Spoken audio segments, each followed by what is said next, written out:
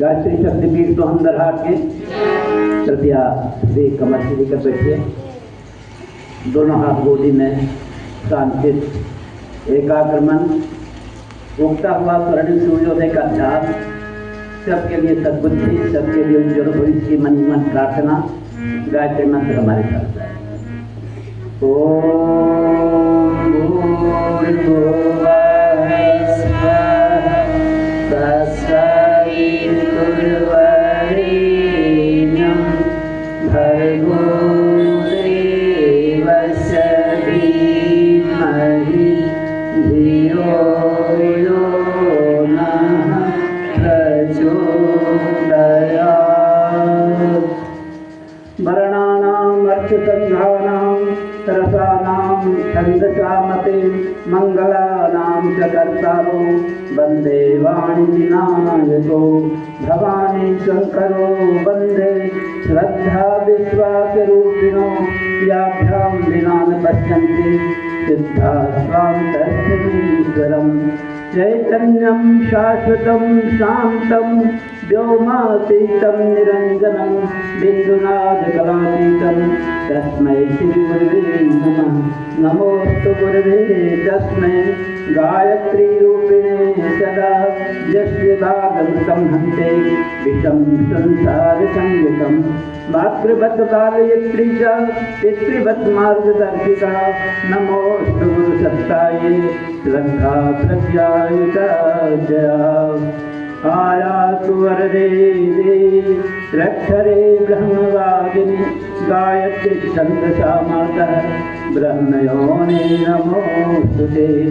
असम्भवं सम्भवकर्तुमुद्यतं प्रचण्डझञ्झावितिरोधसत्तमं युगस्य निर्माणकृते समुद्यतं परं महाकालमहं नमाम्यहं।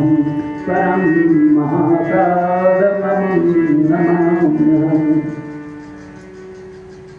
युग ऋषि वेदमूर्ति तपोनिष्ठ युगद्रष्टा परम पूज्य गुरुदेव परम वंद्या माता जी भगवती देवी शर्मा आदिशक्ति जगत जननी वेद माता देव माता विश्व माता के दिव्य संरक्षण इस गायत्री शक्तिपीठ के इस पुण्य प्रांगण में उपस्थित मंचासीन हमारे प्रदीप पांडे जी भाई साहब, हमारे मयाकांत जी भाई साहब और हमारे चौधरी कृष्णानंद चौधरी जी भाई साहब और यहाँ हमारे सामने उपस्थित शक्ति स्वरूपा भगवती स्वरूपा देवी स्वरूपा हमारी माता बहनों, हमारे बड़े ही आत्मीय बंधुओं, परमपिता परमात्मा के असीम कंपा, हमारा यह परम सौभाग्य है अपने वास्तविक जीवन के हम तो कहेंगे ये 51वां वर्ष है। हमारे दीक्षा लेने के 50 वर्ष तो जरूर हुए हैं, लेकिन उसके पहले हमारी एक दीक्षा हमारे परम पूज्य परम वंदनीय हमारे भैया पंडित तुलसीनाथ झा जी ने मुझे जो दीक्षा दिया था झोला पुस्तकालय चलाने का 1975 ईस्वी में उन्होंने हमें झोला पुस्तकालय चलाने का दीक्षा दिया था और नियमित रूप से विद्यालय ऐसे 4 बजे छुट्टी होने के बाद झोला लेकर हम निकलते थे। ब्लॉक स्टाफ, थाना staff, medical staff, high school middle school के शिक्षक, प्रबुद्ध लोगों के, यहाँ तक कि प्रमुख हमारे महादेव प्रखंड के प्रमुख रामलाल सिंह थे, मुख्य हमारे पाठक थे और नियमित रूप से यह कार्य हमारा 1975 से ही आरंभ हुआ और 76 में इसी 5 दिवसीय सत्र जून में 1 से 11 से 15 जून का सत्र था शांतिकुंज में, उसी में जाके हमने दीक्षा दी और तब से हमारा यह जीवन यात्रा आरंभ हुआ। यह 50 वर्षों या 51 वर्ष की जीवन यात्रा की चर्चा हम करें हैं। उसके पहले आइए एक बहुत पुराना गीत उन दिनों हम गाया करते थे। ये गीत तो आप लोगों ने शायद सुना हो कि नहीं सुना हो, लेकिन आज मेरा मन करता है, यह मेरे लिए भी है और आप लोगों के लिए भी है। आइए इस गीत को सुनते हैं। कबीरा जब हम पैदा हुए, कबीरा जब हम पैदा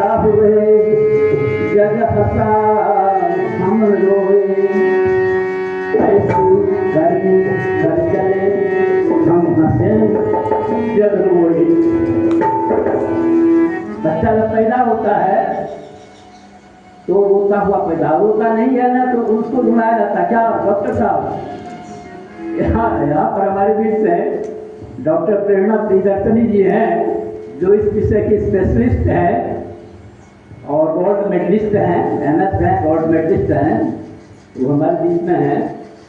तो ऐसा हमने सुना है कि जब बच्चा पैदा होता है, रोता नहीं है, तो उसको पीटा जाता है ताकि उसका सर्कुलेशन और क्या कहते हैं रेस्पिरेशन दोनों ठीक से उसका चल सके, इसके लिए उसको रुलाया जाता है। तो कबीरा जब हम पैदा हुए, हम जग हंसा हम रोए, ऐसी करनी कर चले हम हंसे चल रोए। चाहिए इस गीत को गुनगुनाते हैं, इस गीत को गुनगुनाते हैं, और यह गीत हमारे लिए भी है, आप सबों के लिए है।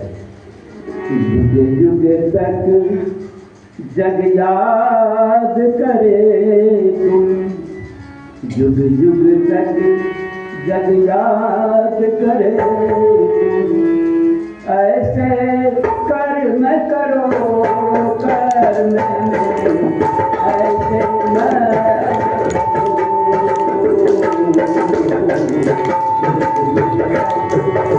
याद करे तुम, ऐसे कर्म करो कर्म में ऐसे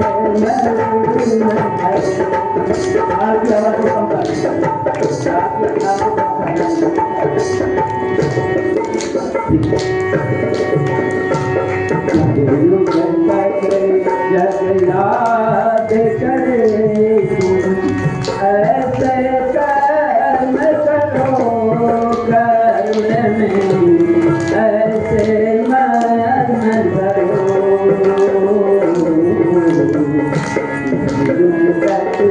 जग याद करे तुम, जहाँ कहीं यहाँ पाप वहाँ पर सावन बन बरसो, जहाँ कहीं हो पाप वहाँ पर सावन बन बरसो, मरुस्थल मधुवन बने जहाँ पर जिनको चार बसो, जिनको चार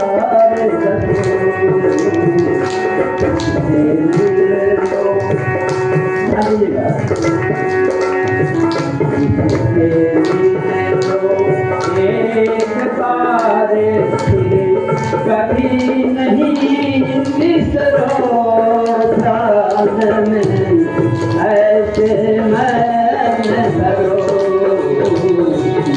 युग तक जग याद करे ऐसे कर्म करो कर्म में ऐसे मन करो,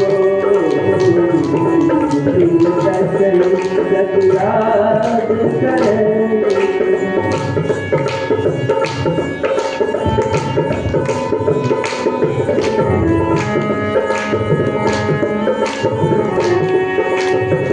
मानव हो तुम मानवता के तुझी श्रृंगार बनो, मानव हो तुम मानवता के तुझी श्रृंगार बनो, वासों के सागर में मन को कर्णाधार बनो, कर्णाधार बनो, सतभूत तापों में तुम कंचन सा निखरो कर्म में ऐसे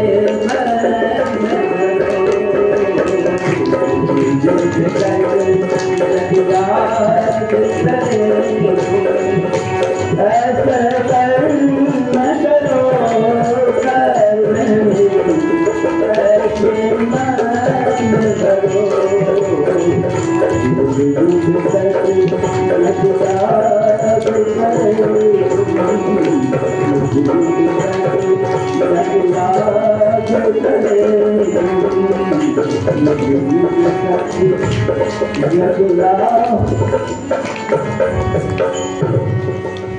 तक जब याद करे तुम ऐसे कर्म करो, कर्म में ऐसे मरण करो। यह प्रेरणा ही हमारे लिए भी है, आप सबों के लिए। आज हमारे आदरणीय मेहता जी ने ठीक ही कहा, ये हमारा 50वां जन्म दिवस है। गुरुदेव का जन्म दिवस तो 20 सितंबर 1911 था, लेकिन उन्होंने अपना जन्म दिवस कब मनाया? बसंत पर्व को। उन्होंने अपना जन्म दिवस कब मनाया? बसंत पर्व को, क्योंकि उसी दिन हिमालय के गुरु स्वामी सर्वेश्वरानंद जी का उनका जीवन में अवतरण हुआ और उन्हें महापुरुषों की दीक्षा गायत्री महापुरुष की दीक्षा प्राप्त हुई। और उनके जब 50 साल पूरे हुए, 18 जनवरी 1926 को यह घटना हुई थी ब्रह्म गुरुदेव के आवलखेड़ा में, जब उनके साधना कक्ष में हिमालय के उस महान गुरु का अवतरण हुआ। तो उस घटना के जब 50 वर्ष पूरे हुए, वह 1976 ईस्वी था। ध्यान दीजिए, 1926 से लेकर 50 साल 1976 में पूरा हुआ। और जनवरी के अखंड ज्योति में गुरुदेव ने एक लेख प्रकाशित किया, जिसमें लोगों से, साधकों से यह आग्रह किया कि इस वर्ष को स्वर्ण जयंती साधना वर्ष के रूप में मनाया जाए, क्योंकि गुरुदेव के साधना का 50 वर्ष में थे। ठीक से समझ रहे हैं ना आप लोग? आप लोग समझ रहे हैं ना? 50 साल गुरुदेव की साधना पूरी हुए कब? 1976 ईस्वी में। और जनवरी के अंक में उन्होंने साधना की पद्धति बताई। साधना कैसे करनी है? ठीक सूर्योदय से ठीक 45 मिनट पहले 45 मिनट की साधना करनी है। सूर्योदय के साथ साथ साधना को पूरा करना है। उसमें 5 मिनट पवित्रीकरण आदि के लिए, 5 मिनट सोहम प्राणायाम और 5 मिनट खेचरी मुद्रा, आधा घंटा जप। इसके साथ साथ उगता हुआ सूर्य का ध्यान। यही साधना का प्रारूप था। और आह्वान किया गया था 1 लाख साधक ऐसे हों जो नियमित दिनचर्या में सूर्योदय समाप्त होते होते उनकी साधना भी समाप्त हो। पत्र पढ़ने के साथ साथ उन दिनों जब मैं भोला पुस्तकालय चलाने लगा, दीवार लेखन करने लगा, तो एक जुनून सा आ गया था, एक पागलपन सा आ गया था। जो कुछ भी अखंड ज्योति में आता था, मैं यह सोचता था कि इसको मैं कैसे अपने जीवन में लागू करूं। स्वच्छता अभियान के लिए जब अखंड ज्योति में अपनों से अपनी बात में लिखी गई, तो हम स्कूल के विद्यार्थियों को पढ़ाते थे। हमारे कुछ विद्यार्थी और 4-5 गायत्री परिवार के परिजन हो गए थे तब तक। हम लोग झाड़ू लेकर के निकलते थे गांव में, गाते हुए, अब अपने गाँव को हम स्वर्ग बनाएंगे, हम अपने गाँव को स्वर्ग बनाएंगे।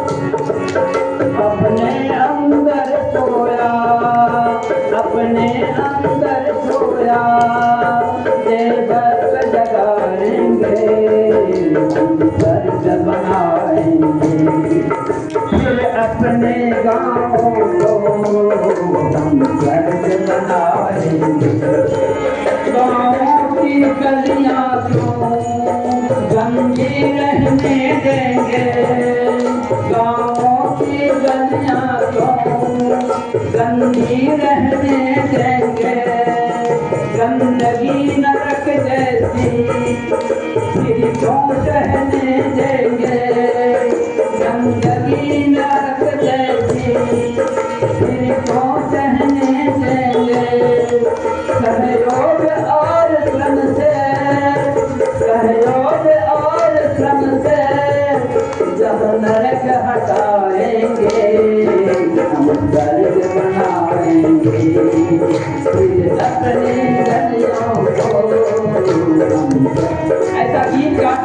बच्चों के साथ हम झाड़ू लगाते थे तो गांव वाला कहता था कि ये मास्टर पागल हो गया। सारे गांव वाला हंसते थे, ताली बजाते थे, देखो ये मास्टर पागल हो गया। और हमारे बच्चे हम बच्चों को प्यार करते थे, बच्चा भी हमारा बहुत आदर करता था, जो कुछ कहते थे वो सुनता था। मुसलमान बच्चे भी हमारे साथ साथ गायत्री मंत्र बोलते थे। आपको आश्चर्य होगा, किसी मुसलमान को आपत्ति नहीं हुई। हाँ, हमारे पंडित जी लोगों को बड़ी आपत्ति। उसने तो हमारा नाम ही बदल दिया, कहा कि ये धर्मनाथ झा नहीं, ये धर्मनाथ झा है, क्योंकि सबको गायत्री मंत्र बिल्कुल बात है। ऐसा पागलपन जुनून हमारे ऊपर सवार था। तो उसी जुनून के क्रम में 95 से हमने आरंभ किया था। जोला पुस्तकालय से बड़ी से 96 के अप्रैल में एक कार्यक्रम था। गोड्डा जिला का एक बहुत दूर जगह, लगभग 18 किलोमीटर वहाँ से दूर, कोरका नाम के गांव में। वहाँ के लोगों को पता चला कि जोला पुस्तकालय चलाते हैं, उनके पास काफ़ी किताबें हैं, तो अगर वो किताब यहाँ लेके आए तो यहाँ साहित्य डिग्री का ये हो जाएगा, व्यवस्था बन जाएगी। हमारे सुझाव से कहा, हमारे भैया जी का देहांत हो चुका था 1973 की बात बता रहा हूँ। दिसंबर में उनका देहांत हुआ और होली की छुट्टी में मैं आया हुआ था। सुझाव से मुझे कहा कि आप कुछ किताब अगर उनको दीजिए तो वहाँ से बेच के ला दें। इन्होंने 60 को किताबें दी और गोड्डा से 18 किलोमीटर अप्रैल मई के महीने में पैदल कंधे पर किताब का कार्टून, कंधे पर अपना बैग, दोपहर में कहीं रास्ते में पीने को पानी नहीं, पहाड़ और कंकड़ीला जमीन, गुड्डा का कोई आप लोग गए उनको जाना हो। एक पागलपन था सवार। वहाँ पहुँचे, वहाँ के परिजनों ने हमको कहा कि आपको किताब बेचना नहीं है, किताब तो हम सब दे देंगे, अपने साहित्य स्टोर में हम लोग भी खुला पुस्तकालय आपके तरह चलाएंगे, लेकिन आपको प्रवचन करना है। हमसे बाबा हम तो प्रवचन कभी किए नहीं, प्रवचन का मुझे कोई अनुभव नहीं है, मैं क्या प्रवचन करूँगा। हाँ कहिए, हमको ये रंगीन कागज काट करके मैं सारा सजा दूंगा, झाड़ू लगा दूंगा, दीपावली कर दूंगा, ये सब काम मैं कर सकता, प्रवचन तो मैं हर नहीं कर सकता। लेकिन उन्होंने माना नहीं, कहा कि यहाँ जो मथुरा से आए हैं वो ठीक से हिंदी बोल नहीं पाते हैं, ब्रजभाषा की भाषी हैं और इतने हफ्पर बोलते हैं कि कोई समझ ही नहीं पाता है। इसलिए आप नहीं बोलेंगे तो हमारा हम लोग की बेइज्जती हो जाएगी, आप लोगों को आपको बोलना ही पड़ेगा। जबरदस्ती मंच पर बिठाया और माइक दे दिया।